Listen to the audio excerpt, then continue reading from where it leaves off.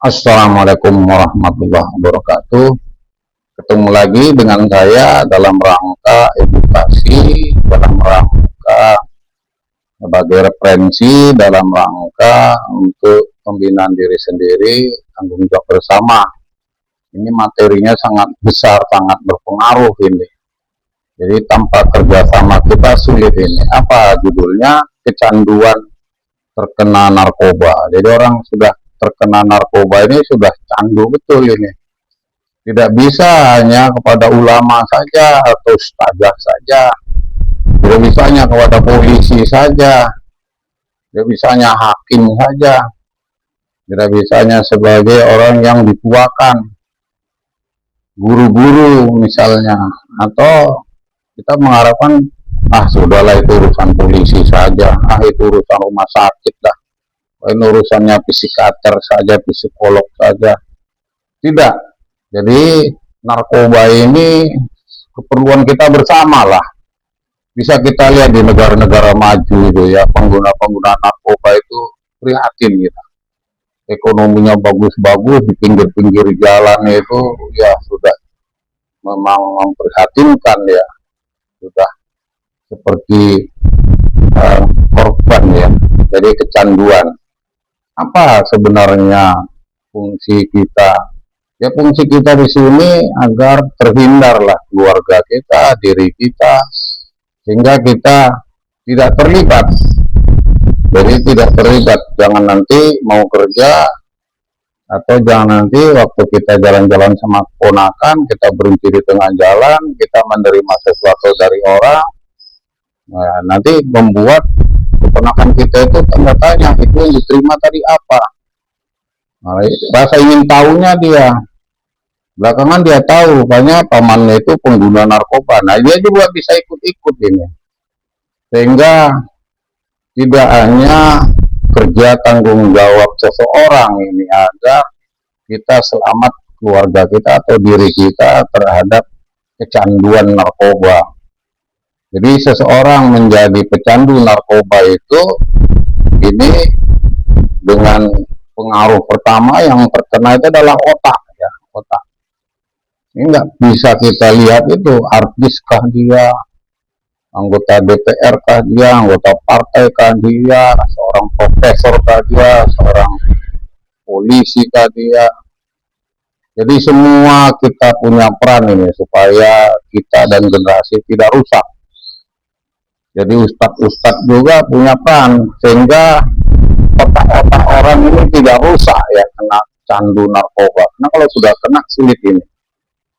Yaitu yang pertama yang dapat diserang itu faktor psikologis dan emosional. Rasa ingin tahunya bagaimana orang yang gagahnya tadinya kuat ya, tapi melebihi dari kemampuan.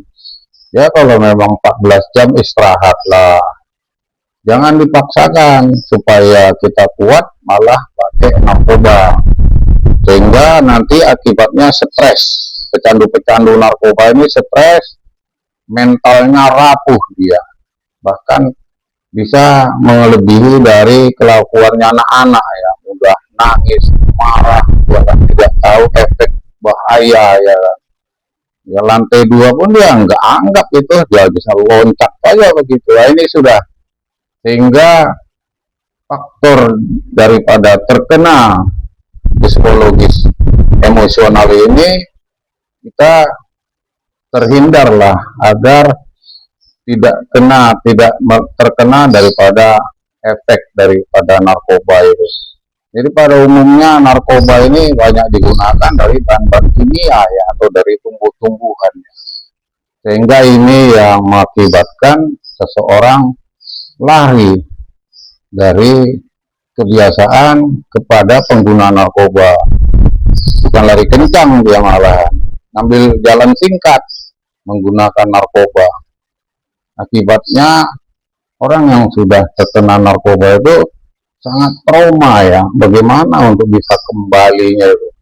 Memang ada kita lihat bagian untuk bisa terapi. Ada yang sudah 2-3 kali diterapi, dipanci sehingga tetap Yang kedua, dia itu pengaruh lingkungan. Jadi lingkungan ini juga berpengaruh ya dari pengguna atau candu. Jadi jangan dikira ini dia orang-orang kaya saja ya di rumah-rumah bertingkat, di gedung-gedung bertingkat. Faktor lingkungan ini memang berpengaruh. Sehingga kita yang ada di lingkungan itu tidak bisa diam diri, masa bodoh dengan orang. Naik bis kanan kiri diam saja, tidak toleh-toleh. Sehingga di atas bis itu ada mereka yang sudah stay ya. Yang sudah stay, sudah memang on dia. Ini bahaya ini. Jadi faktor lingkungan ini memang mari kita jaga lingkungan kita. Sehingga kita tidak mendapatkan tekanan. Jadi kalau sudah terkena daripada lingkungan kita, maka kita mendapatkan tekanan supaya bagaimana lingkungan rumah kita supaya tidak kena, ini membentengi. Wah, makanya jangan mencari tempat itu yang tidak sesuai dengan sosial, jauh dari masjid, jauh dari gereja, jauh dari tempat diskotik. Wah, ini kalau kita sudah terselamat, maka tidak, alhamdulillah. Jadi lingkungan ini sangat berperan. Jadi lingkungan ini sangat berperan sehingga masyarakat di lingkungan itu, manusia di lingkungan itu. Jadi nggak bisa semau gue, nggak bisa kita biarkan itu nggak family kita kok. Itu kan anaknya belakang rumah kita, nggak boleh. Sehingga ini peran kita bersama lah. Saya tidak capek-capeknya membawakan materi ini tentang narkoba ya, ini kecanduan narkoba. Jadi kalau sudah pengaruh lingkungan ya kita hindarilah lingkungan tadi. Yang ketiga, rasa ingin tahu. Jadi mereka-mereka itu uang ada, barangnya ada, ingin tahu. Ya, jadi ingin tahu. Jadi polisi juga ingin tahunya dia, diambilnya darah, urin. Nanti tahu. Nanti hakim juga bisa memutuskan berat atau masuk rehabilitasi. Nah ini hati-hati ya. Sehingga apakah kita pengguna tanggung-tanggung, karena masyarakat ekonomi lemah ya, rumah sekolah yang sangat kumuh. Ternyata anak-anaknya waktu saya di Belawan dulu itu, kaleng untuk lem ban sepeda itu loh dicium-cium, ya, kasihan kita di pojok-pojok di luar sekolah. Orang lain nggak menegur, harusnya kan melarang ya. Kamu di sini sekolah kenapa? Nah, kan harusnya meraba di kantongnya atau di tangannya, apa ini yang kamu pegang ini? Oh, jewer kupingnya ambil itu. Nah ini memang faktor lingkungan ini harus kita jaga bersama-sama. Sehingga yang mau mencoba-coba, yang ingin rasanya mau tahu, terhindar. Karena ada kepedulian, ya, kepedulian. Sehingga kita terhindarlah dari kecanduan narkoba. Ada juga disebut dengan faktor biologis atau genetik. Jadi keturunan. Ada juga ini, karena bapaknya pecandu narkoba, anaknya, keluarganya atau tantenya ya. Sehingga faktor-faktor genetik ini bisa bagaimana sebenarnya penggunaan narkotik itu, apakah dia cair, apakah diisap, nah ini apakah disuntikkan. Jadi setiap individu itu mempengaruhi cepat atau lambatnya mereka untuk menjadi ketergantungan. Nah ini faktor genetik. Waktu kita terbatas, semoga kita sama-sama dapat mengawasi, sama-sama kita menjaga agar kita tidak terkena kecanduan, sehingga generasi yang akan datang kita percaya generasi yang bagus. Assalamualaikum warahmatullahi wabarakatuh.